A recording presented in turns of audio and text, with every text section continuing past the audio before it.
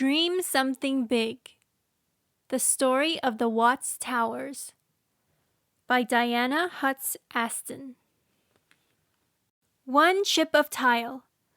Uncle Sam held it in his hand, studying it, his imagination turning like a kaleidoscope. He put it in his pocket. "I'm gonna do something big," I heard him say. I didn't know it then, but that single chip of tile was no longer trash. It was the first building block to a candy-covered castle. Uncle Sam was my neighbor. His name was Simon, but we never called him that. We lived in Watts, California, on 107th Street, where the aroma of tamales sizzled in the air, where the trucks of Japanese farmers rumbled to and from vegetable markets, where music and laughter rippled from diners and dancers at the Watts Tavern. No one really knew what to think about Uncle Sam, this man who talked to himself as he hunted through garbage heaps for things no one wanted. A rainbow of broken teapots, plates, tiles, and sparkling bottles. I collected jewels with him along the railroad tracks. Sacks and sacks and sacks of them. My favorites were the tiles with blue flowers, the soda bottles with the girl and the bubbles, and the green horse. For every bag of bits, he gave me a penny. Pennies bought a lot of candy. Uncle Sam worked in a tile factory every day except Sundays and holidays.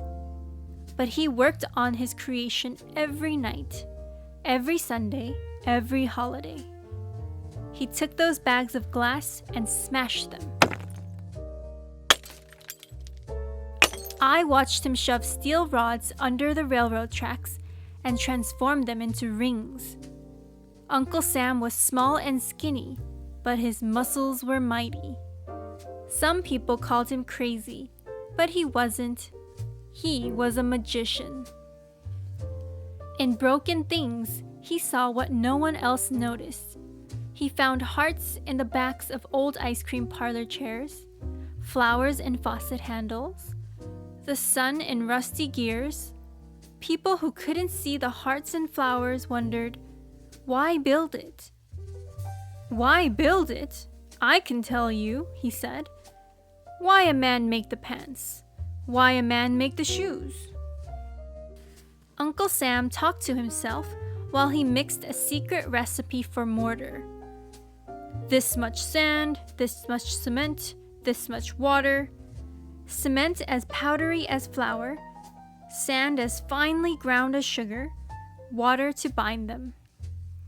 He wrapped wire mesh around the poles, smoothed the cement around them, and carefully pressed a jigsaw of jewels into his batter of wet cement. Day after day, year after year, working on his something big, without gloves until his fingerprints were worn away. A ship appeared, a tower rose, a cactus garden bloomed. In his strange mix of Italian and English that was difficult for all of us to understand, he told us about the great towers and the ship he'd seen as a child in the parades of his village of Ribatoli. Towers that were 6 stories high. Uncle Sam worked long into the night, singing to himself, flitting from rung to rung like a firefly. "Turn out the light, Uncle Sam. I'm a-working up here, Marguerite." Every day the trains passed by, with tens of thousands of passengers a week, going to and from Los Angeles. The towers were Uncle Sam's stage, the passengers his audience. Dust from the trains swirled around him, but he didn't let it bother him. He was in the spotlight. Another tower arose. Uncle Sam showed my children the triangles in the branches of trees. Triangles, he said, were the strongest shapes, and he built his tower with triangles, day after day, year after year. He showed me and my children the beauty of a broken angel, a bowling ball, a boot, the usefulness of an airplane wing, the patterns shells and rocks could make. Uncle Sam was like a spider weaving his web of steel and cement and lacy shadows. The third tower was his last. He wrote his initials and Nuestro Pueblo in cement. Our town, a village for the world. Not long after that, Uncle Sam suddenly put away his tools and jewels and stopped building. We were all surprised. He put on a suit, pinned his life savings inside it, and gave the deed to his triangular lot, with its ship and towers, fountains and gardens, to a friend and walked away. We never saw Uncle Sam again.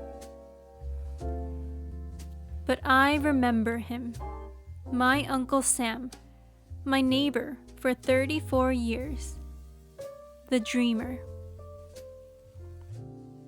People no longer call Simon Rodia foolish and crazy. They call him a man of genius who built a gigantic flower of folk art. A man with a heart full of gratitude to the country that had invited him to dream without limits, the country that had given him the freedom to reach for the sky. Uncle Sam's Something Big is now a national landmark.